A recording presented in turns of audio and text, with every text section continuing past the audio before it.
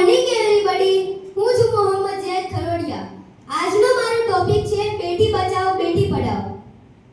एक बेटी हो तो खिल जाता है घर का आंगन, एक बेटी हो तो खिल जाता है घर का आंगन, घर वही रहता है पर रौनकें बढ़ जाती है. बेटियां होती है पुरनूर चरागों की तरह, बेटियां होती है पुरनूर चरागों की तरह, रोशनी करती है जिस घर में चली जाती है.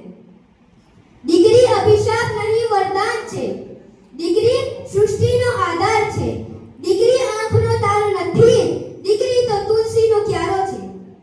દીકરી કુદરતે આપેલી એક અમૂલ્ય ભેટ છે, સમગ્ર સૃષ્ટિનો આધાર છે. જીવન તેનું અધિકાર છે તો શિક્ષા તેનું હથિયાર છે.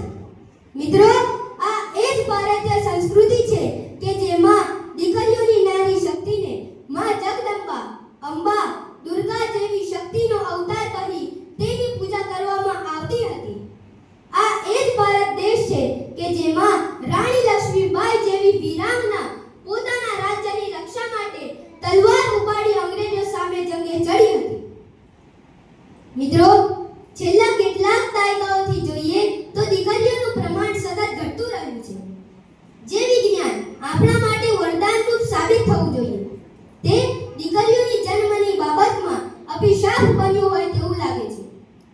હોસ્પિટલોમાં આધુનિક સોનોગ્રાફી મશીનોને કારણે આજે સ્ત્રીઓ માતાના ગર્ભમાં જ ભ્રૂણનું પરીક્ષણ કરવામાં આવે છે અને જો તે સ્ત્રી હોય તો તેની ભ્રૂણ હત્યા કરવામાં આવે છે.